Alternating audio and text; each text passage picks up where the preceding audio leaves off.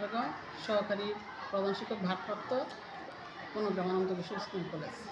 হ্যাঁ, আমাদের তো প্রথমেই মানে ওই ইফটিজিং বা যৌন হয়রানির তো আমাদের স্কুলে ওই করা হয়েছে, যেমন 9 এবং 10 ছেলে মেয়েদেরকে নিয়ে, এবং আমাদের স্কুলের শিক্ষক সহ 10 সদস্য বিশিষ্ট একটা কমিটি গঠন করা হয়েছে, এবং এটার সাথে সাথে আবার আমাদের 5 সদস্য বিশিষ্ট একটা কমিটি গঠন করা হয়েছে, যেটার জন্য নাকি যেটা ওই যে ছেলে মেয়েদেরকে যদি একটু বিরক্ত করে, মেয়েদেরকে বিরক্ত করে এই বিষয়ে ওইখানে আবার আমাদের স্কুল থেকে 3 জন প্রতিনিধি, একজন সভাপতি সহ আর 2 জন হচ্ছে একজন জনপ্রতিনিধি, আরেকজন হচ্ছে স্বাস্থ্যসেবা থেকে কিশোরী ক্লাবের একটা ব্যবস্থা আসলে আমরা মানে এটা প্রতিরোধ করি, মানে বাচ্চারা।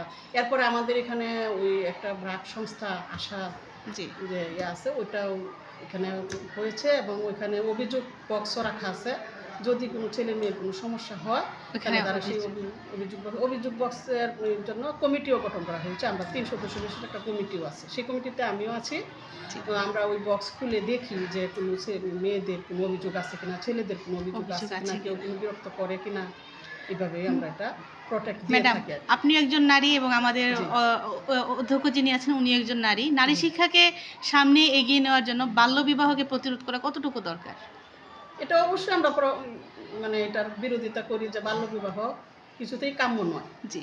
বাল্যবিবাহ তো আসলেই একে হচ্ছে ওই একটা নারী বা একটা মেয়ে অপুষ্টিতায় ভুগে, পুষ্টিহীনতায় ভুগে যে তার থেকে যে হয়তো সে সন্তান জন্ম দেয়, কিন্তু সেই সন্তান পুরোপুরি ম্যাচুরিটি নিয়ে পৃথিবীতে আসতে পারে না, এবং সেই সন্তানটাও অপুষ্টি হয়।